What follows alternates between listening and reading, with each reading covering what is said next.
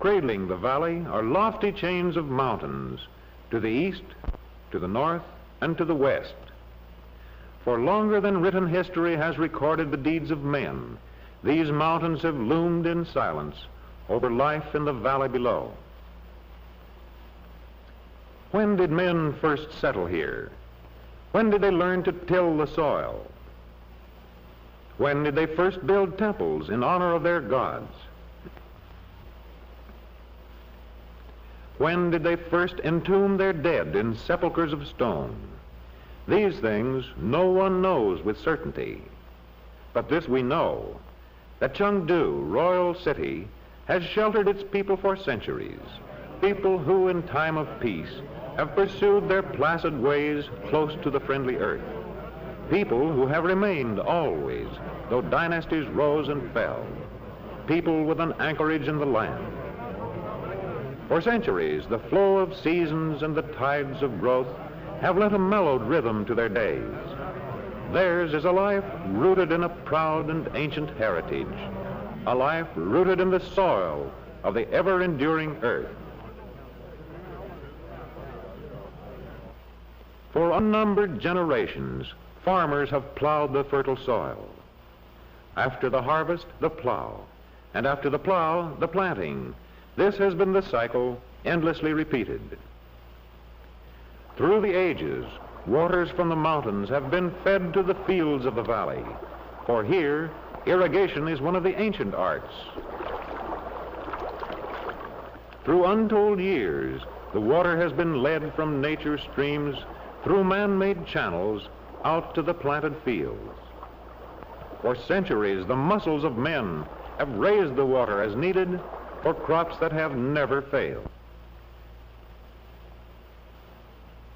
On a map of enduring slate, the great engineer Li Ping laid out the plan of the system 2,000 years ago. Clearly cut in timeless stone, every detail was skillfully traced by the ancient engineer. And the plan of 2,000 years ago still guides the flow of the waters to the fertile fields of the valley, where soil and water and men have met to provide a community's food. Nor does the water serve alone for raising the varied crops. Mills where grain is ground into flour beneath revolving stones. These may have their source of power in water-driven wheels. From valley fields, grain that is ground in the mills, and grain that may be hulled by hand with implements ancient in design. Generation after generation, the farmers of the valley have followed their age-old methods, producing grain from the fertile earth, grain for the farming households, grain for the shops of the city, where those who do not till the soil may buy the farmer's produce. From farmlands, too, come vegetables for many a busy market stall, vegetables of every kind in seemingly endless variety.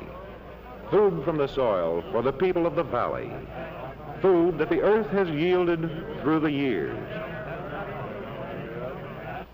But the earth yields more than food. One of its richest offerings is versatile bamboo. Growing straight and tall in the mild climate of the valley, down through the ages it has served the people well. Cut from luxuriant thickets, it provides a raw material of endlessly varied uses discovered long ago. Out of bamboo, chairs for the homes of the valley, chairs ingeniously fashioned by craftsmen like Lam Chin. Products, too, of his skillful hands are other articles for the home, baskets and hampers and ladles, trays and mats and ropes, of bamboo one and all. Out of bamboo, the chopsticks which every home must have. Thousands of pairs are shaped by hand by artisans like Ma Hyong. And with chopsticks of bamboo, one may eat bamboo itself. Its roots provide a nourishing food long popular in the valley. Bamboo upon the banquet board, and bamboo, too, in bridges, so vast is the range of uses devised by men of the valley. For more than 20 centuries, this torrent has been crossed by travelers safely treading the narrow wooden walk supported by sturdy cables of sinewy bamboo, material that forms alike the bridge the porter crosses and the shoulder pole he bears. Bamboo for the frames of sedan chairs, bamboo for the pipes of tobacco that season a friendly chat. Chairs and chopsticks, baskets and bridges, shoulder poles and pipes, these are but a few of the uses devised by the valley people for bamboo from the soil. And from the earth, too, fine clay for the potter's art, an art that has brought to the valley one of its greatest glories. The craftsmanship of the potter of today is not of today alone. Its roots lie deep in traditional skill, perfected long ago. Through the classic dynasties of Tang and Sung and Ming, the potter's wheels revolved. Then, as now, was beauty shaped with patient artistry. Honored craftsmen of the valley, too, are silversmiths of well-earned fame.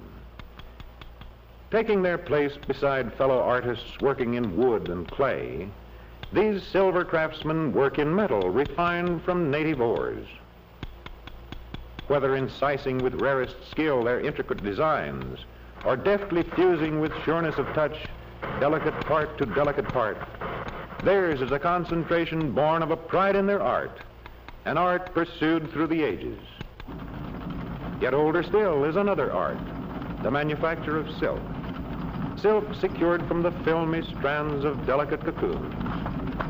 More than 4,000 years ago, so the legend claims, Chinese hands acquired the skill of weaving the silken thread. Certain it is that for centuries, shuttles have darted back and forth in the silk looms of the valley. Products of the weaver and his loom are the fabrics displayed in valley stores, rich and glossy today, even as long ago when sought by traders of far-off Europe. Thus is beauty created from threads of the fragile cocoons of silkworms that feed on the tender leaves of mulberry trees of the valley. As generations have come and gone, the mountain streams have flowed on. But one day, 2,000 years after the great Li Ping, the engineers of a far-off land devised new uses for flowing streams. They made the waters to turn the rotors of hydroelectric plants, producing a strange new power. To the valley came electricity, and there were men of the valley who mastered the skill required to handle this strange new force. Today, electric power lines cross over ancient city walls, wires that bring to valley homes the signs of a changing world. Electricity and new methods of lighting for the people of the valley. Electricity and methods of communication for people of the valley. Electricity and new methods of education for the classrooms of the valley. Use of the fruits of science for instruction in science itself. Yes, changes have come to the valley. One day, the farmer looked up from his work in age-old fields and saw a strange new carriage, a vehicle that could carry many people far and fast. Down through the ages, the doctors of the valley have followed their ancient methods of diagnosing disease. The actual causes of illness they have not often known. Yet, guided by knowledge gradually gained through the years, they have arrived at much of value in the treatment of the sick. Why a certain prescription might offer the patient relief, or just in what specific way the medicines called for acted, may have been unknown to the doctors of the valley. But the various mixtures of valley herbs have been of help for ages, though for reasons often obscure in medicine based on lore. But one day there came to the valley new methods of diagnosis, new practices for cure. Yes, there have been vast changes, including machines that fly. Changes have come and continue to come, and who shall say whither they lead? Much has changed in the valley, and much remains the same. The farmer tills his fields today as his ancestors did in ages past. The people of the valley come and go. Life in village and city goes on. A heritage endures. Walls that have stood through centuries remain. The friendly earth still yields its produce, and cradling the valley now as always, silent, lofty mountains keep their eternal vigil.